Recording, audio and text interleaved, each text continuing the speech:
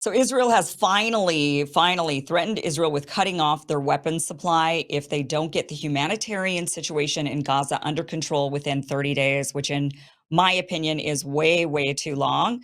But Secretary of State Antony Blinken and also Secretary of Defense Lloyd Austin sent a letter on Monday demanding, so this was just yesterday, demanding that Israel take steps within 30 days to improve the humanitarian situation in Gaza in order to avoid consequences that are imposed by U.S. law. So we have certain laws that we have about 3 different laws that state and for different provisions, but really this particular issue would fall under 2 of those laws where we explicitly have them written out that you're not allowed to give what we're not allowed as a country to give out weapons or to aid countries that are causing humanitarian disasters, or they're doing things with the weapons that they're not supposed to be doing.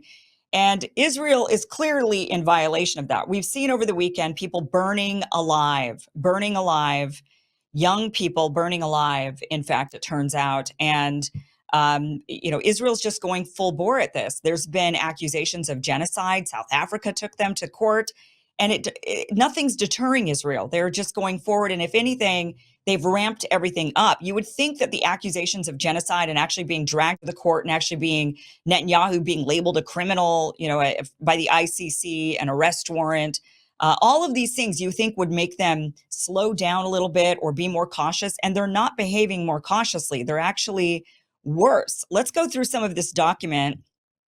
And by the way, this document comes on the heels of yesterday reports coming out. This was from AP News, that essentially Israel has implemented this surrender or starve policy, which is telling all the people in the north, get out, or you're going to be considered an enemy combatant. And if you're considered an enemy combatant and you're stuck here in the north, we're going to starve you. We're not going to have any aid coming in.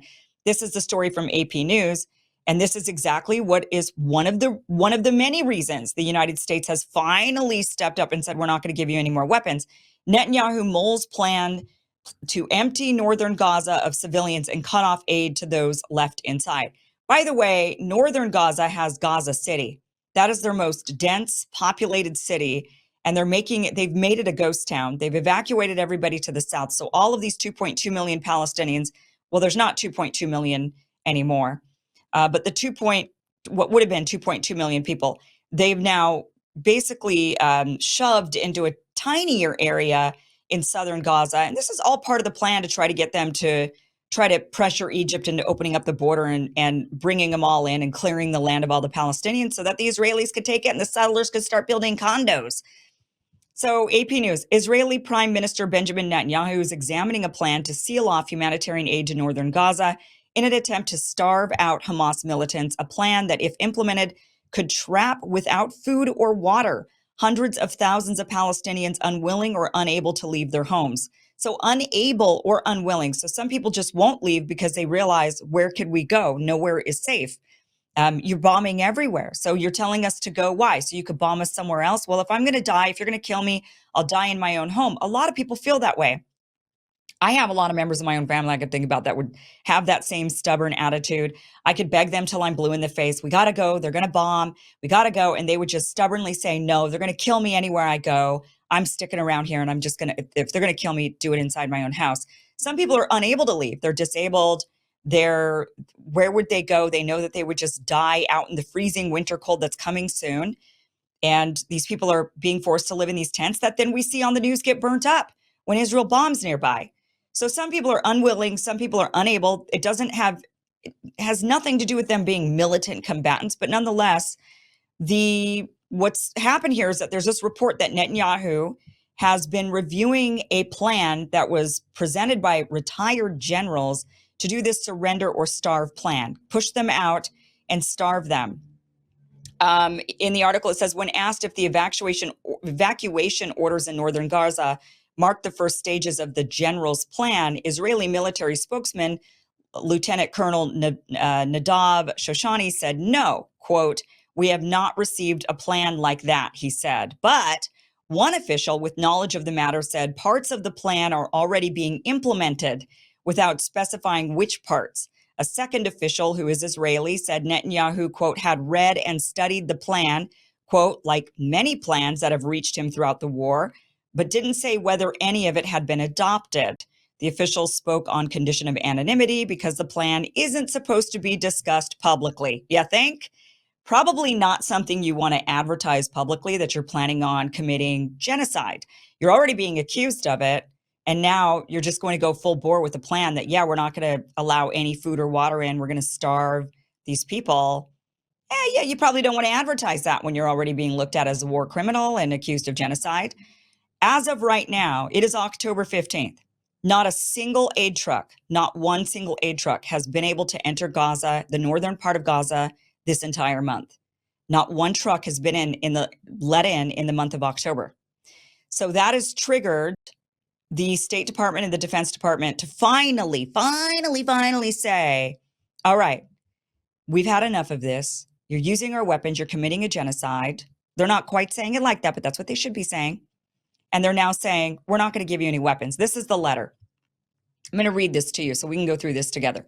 Dear ministers, Secretary Blinken's April 19th letter. So he had apparently written a letter back in April noting all of the things that Israel needed to do in order to comply, to start getting under compliance. And they apparently haven't done any of this. So he says, dear ministers, Secretary Blinken's April 19th letter to Minister Gallant noted that in accordance with U.S. law and policy, including National Security Memorandum 20, the Departments of State and Defense must continually assess your government's adherence to your March 2024 assurances that Israel would facilitate and not arbitrarily deny, restrict, or otherwise impede directly or indirectly the transport or delivery of United States humanitarian assistance and U.S. government-supported international efforts to provide humanitarian assistance to and within Gaza.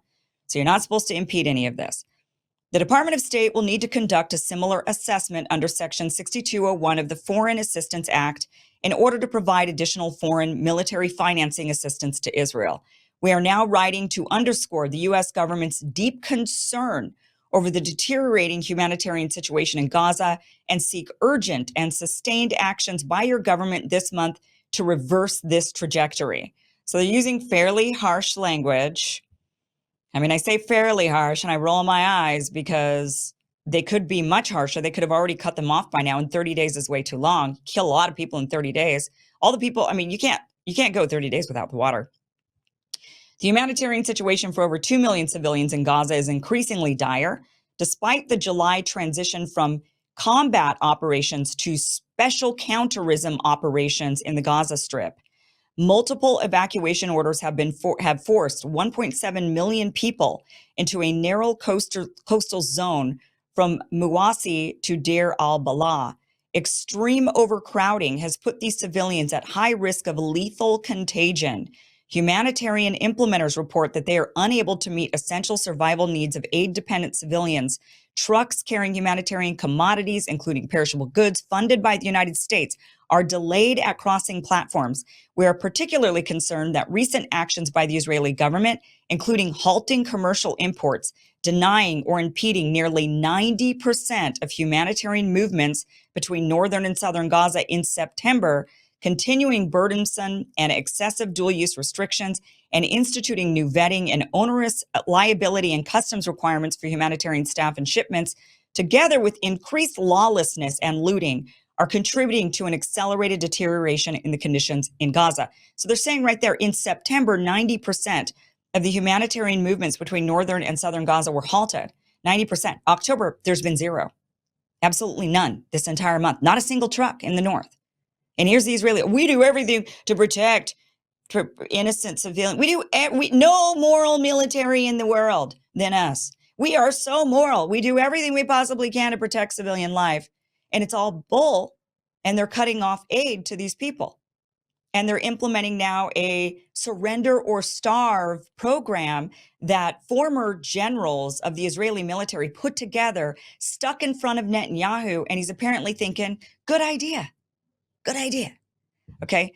They go on to say, since Israel's assurances in March And the April letter, which of course, what are they going to do? Yeah. We hear ya. We'll get the aid to them. Yeah, no, we're the most moral military in the world. We're doing everything that we can. So what did you think they were going to say to you in April and March? What did you think they were going to say? It says, well, okay, so you made these assurances in March and April, which produced important improvements in the provisions of humanitarian assistance. The amount of aid delivered has dropped by more than 50%. So since then, the amount of assistance entering Gaza in September was the lowest of any month during the past year. And that they haven't gotten to October yet. The month's not over, so they haven't been able to calculate it out, but October's even worse. Conversely, Israel recently demonstrated with the successful campaign to administer polio vaccines to more than 560,000 children in Gaza. Now, just think about that, 560,000 children in Gaza. The Israelis were able to administer polio vaccines. First of all, the fact that there's 560,000 children in Gaza, that's a lot of kids. That's a lot of kids. And they're bombing. They're bombing the hell out of this place with all of those kids. But the fact is, they were able to administer these polio vaccines. Now, why would Israel be able to administer 560,000 polio vaccines, which this letter even says, okay, that was possible and necessary to ensure civilians in Gaza receive the assistance that they require. So, why can't you do that? Why can't you also administer aid if you're able to administer polio vaccines? Well, why would Israel do that? Well, because they don't want it to spread to them. It's about them. It's not about the Gazan kids. They don't give a crap about the Palestinian kids. They gave them the polio vaccine because they were afraid for themselves. They were thinking, oh, well, what if this gets out? What happens if polio, it's a very small place. The whole area is the size of New Jersey, and they have to carve out a little strip for Gaza and a little strip area for the West Bank. And so they're vaccinating these kids with polio just because it was selfish. It wasn't because of the kids. It was because of their own kids, their Jewish kids, not for the Palestinian kids. They don't care. So that's why they gave them the vaccines, but let them starve. Because starvation is not contagious. So they go on to say, to reverse the downward humanitarian trajectory and consistent with its assurances to us, Israel must, starting now and within 30 days, act on the following concrete measures. Failure to demonstrate a sustained commitment to implementing and maintaining these measures may have implications for U.S. policy under NSM 20 and relevant U.S. law. Number one, ahead of winter, surge all forms of humanitarian assistance throughout Gaza by enabling a minimum of 350 trucks per day to enter Gaza through upholding your prior commitment to allow assistance to enter Gaza consistently through all 4 major crossings. Instituting adequate humanitarian pauses across Gaza as necessary to enable humanitarian activities, including vaccinations, deliveries, and distributions for at least the next 4 months. Allowing people in Mawasi and the humanitarian zone to move inland before winter. Enhancing security for fixed humanitarian sites and movements. Number 2, ensure that the commercial and Jordan Air Force Armed Forces corridors are functioning at full and continuous capacity by waiving customs requirements on the JAF corridor until such time as the UN is able to implement its own process, allowing the JAF to enter the Gaza Strip through the northern crossings, that's the Jordanian Air Force, and others as agreed, reinstating a minimum of 50 to 100 commercial trucks per day. So they're clearly not doing any of this. This is why they're saying you have to do these things. So they're not even letting the Jordanian Air Force, which is shooting down missiles on their behalf so that they don't get attacked, they're not even letting them into the corridors full functioning in order to assist the humanitarian. All right, this one's number 3. End isolation of northern Gaza by reaffirming that there will be no Israeli government policy of forced evacuation of civilians from northern to southern Gaza. Ensuring humanitarian organizations have continuous access to northern Gaza through northern crossings and from southern Gaza. So the fact that they're even saying that, they're saying right there, you cannot do this surrender or starve plan that you guys have. The fact that they're having to say there will be no forced evacuation of civilians from northern to southern Gaza, that means that this rumor, this supposed rumor of the surrender or starve, and these generals or the people that they interviewed in that AP article, and they're saying, well, not real, maybe it is. We don't. No, the U.S. government wouldn't stick this in a letter if that rumor didn't have teeth. The fact is that rumor had teeth, and that's why they had to put this in here. So there's something true to the fact that the Israelis are planning a surrender or starve if they haven't already implemented it.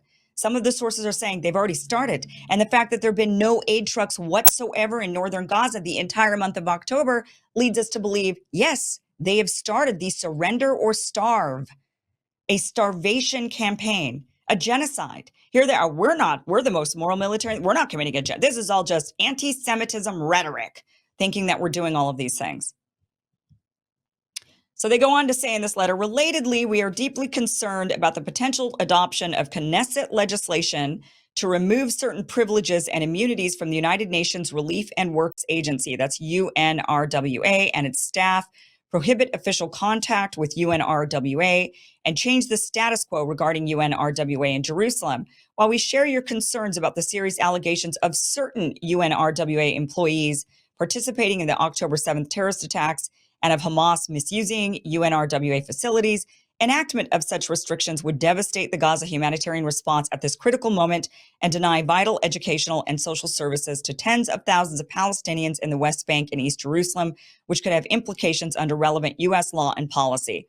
We ask that you take all possible steps, whether with lawmakers or using the authorities of the Prime Minister's office, to ensure this does not come to pass. We also urge you to provide UNRWA with additional information regarding these allegations, just as we continue to urge UNRWA to ensure it has a process in place to implement reforms to ensure confidence in the neutrality of UNWRA's personnel. There's another one. The fact that they have to say, we urge you to provide the UN with additional information regarding these allegations. So they're just making allegations and they're not even providing actual evidence. That's what that's saying. If you're going to make these accusations, you better give them some actual evidence and explain exactly why you're making these accusations. They haven't even done that. They're just saying, no, you're terror. You're all Hamas. So we're going to cut everybody off. We're cutting everyone off and anybody off. You're all Hamas. That's basically been their point, their stance this entire war. It goes on to say the April letter underscored it's crucial for Israel to continue to demonstrate its strong commitment to meeting its international law obligations, right? Its strong commitment to international law, right? Because we've seen that, haven't we? Related to the conduct of operations against Hamas. They've done everything opposite of international law. They don't care about international law. They don't care about the lives of these Palestinians. They don't care. They don't care. I mean, at what point is our government going to wake up and realize they don't care? I mean, it's taking you this long to write a letter and say, well, you got 30 days to fix this. They don't care. They don't care. They say you got to meet international law obligations related to the conduct of operations against Hamas, including by allowing International Committee of Red Cross access to individuals detained in connection with this conflict and reinvigorating dialogue with the ICRC immediately. Right, like let the Red Cross go and examine the prisoners that you're beating and raping that we have evidence of. And by the way, the soldiers who were filmed doing these horrendous acts, they got away with it. They completely got away with it. And one of the reasons why they got away with it, and this was an article that came out today in Haaretz, was there was a bunch of law-abiding Israelis that arrested them. And those law-abiding officers who arrested the criminals ended up being beaten and harassed. And at the end of the day, they were frightened. They were frightened away from actually pressing charges and actually holding the perpetrators accountable. A mob came after them, showing that only a few were the law-abiding citizens who wanted to do what was right. And it was the mob of the violent majority that went after them and got them to ensure that these guys got away with atrocities, pure atrocities. That's what's going on. People speaking up, people doing the right thing. There are many of these people, but there's not enough of them. Unfortunately, the mob is bigger than them and more violent. It says here, reports of abuses against detainees have only further elevated the importance of Israel doing so urgently. Lastly, it is vitally important that our governments establish a new channel through which we can raise and discuss civilian harm incidents. Why? What's wrong with the current channel? Our engagements to date have not produced the necessary outcomes. So basically, the U.S. government, what they're saying right there is, we've been calling, you're not picking up the phone. I mean, that's what they're saying. They're saying, so I guess we need to, maybe you have a new number. So we need to establish a new channel which we can have these conversations, because I guess you changed your number on us. It says we ask the initial virtual meeting of this channel be held by the end of October. We again ask for your urgent intervention and leadership to address the situation. Sincerely, Antony Blinken, Secretary of State, Lloyd Austin, Secretary of Defense. I mean, better late than never is one thing I could just say about this, right? I mean, better late than never that they finally decide we got to do something about the war crimes that they're committing. You know, they didn't want to believe it. And I get it. It's difficult to, I think it's, maybe it's kind of, I'm sure it's a combination of things. I'm just trying to make sense of this in my mind because it's so nonsensical how people could turn a blind eye to what has been so obvious to many of us from the very beginning. And that is that Israel's committing a lot of war crimes and they have an intent of genocide against these people. They want to clear the land. They want the land for themselves. That's been very clear from day one. So it's you know, I wonder if, is it, okay, there's obviously the bought off. We have a government that's totally bought off, right? We have a government that's very embedded with Zionists and Zionist supporters. That could be one thing, like the buying off of the government. But another aspect could just be the feelings, the emotions, the love, the guilt for the Holocaust. I think that mixed with nobody wants to be called an anti-Semite. Nobody wants to be accused of being against Jews. Everybody feels very bad about the Holocaust. So people don't want to, you know, there's a lot of sympathy and a lot of people taking advantage of that sympathy. I think that's pretty obvious. And so I wonder if it's kind of like, you know, there's the news reports like Bill Cosby, for example, or these or serial killers that are out there and they're married and everybody wonders how could their wife have not known, you know, how did she live with him all those years and not know he was out killing women at night or doing what he was, you know, how did they just turn a blind eye to the atrocities? There must have been clues they must have known. And, you know, the wife is like, I just really believed him. He was such a nice guy. I just really didn't want to, yeah, maybe I guess in hindsight there were signs, but I just didn't want to believe it. I mean, they have such a feeling of there's no way they could do these terrible things. And I think a lot of people feel that way. They look at the Jews and they think they had this horrible thing happen to them during the Holocaust. So there's no way they would ever be, they know how awful that is. They would never do that. And so maybe it's just that emotional reaction. I'm just trying to make sense of how people could turn a blind eye to this for so long when it's been so obvious to so many of us. And yet others defend it. And now here's our government finally coming around a year later.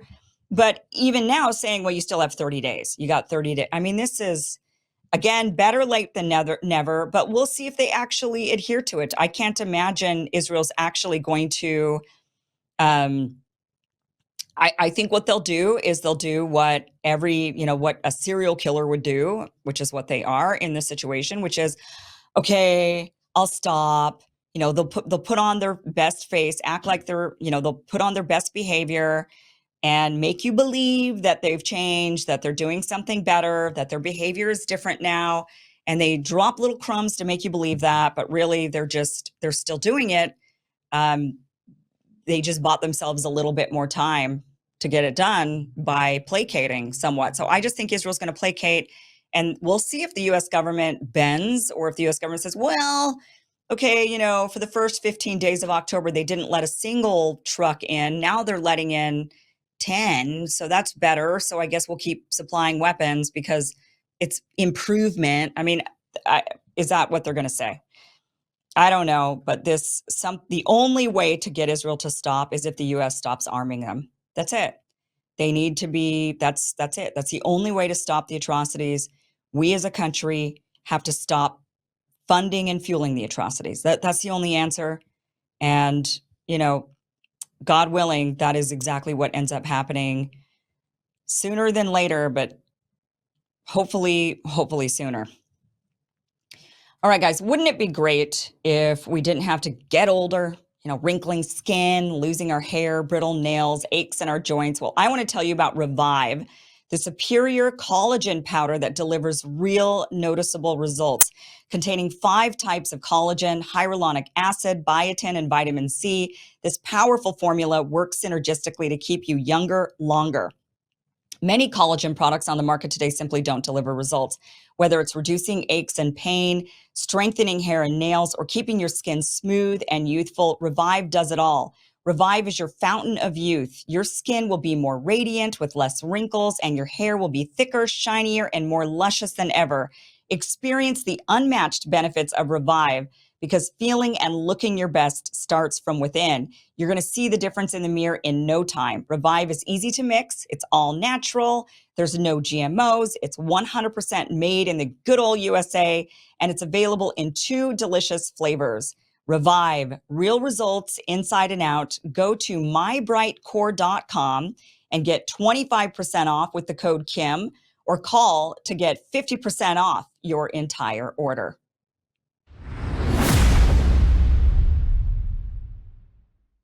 Thank you so much for watching. This was just a clip from the longer, larger show that you can catch Monday through Friday, 5 p.m. Pacific, 8 p.m. Eastern at KimIversonShow.com. That'll route you to the platform where you need to be in order to get the full uncensored show every Monday through Friday, 5 p.m. Pacific, 8 p.m. Eastern. Click on that link, watch the full interview. See you there.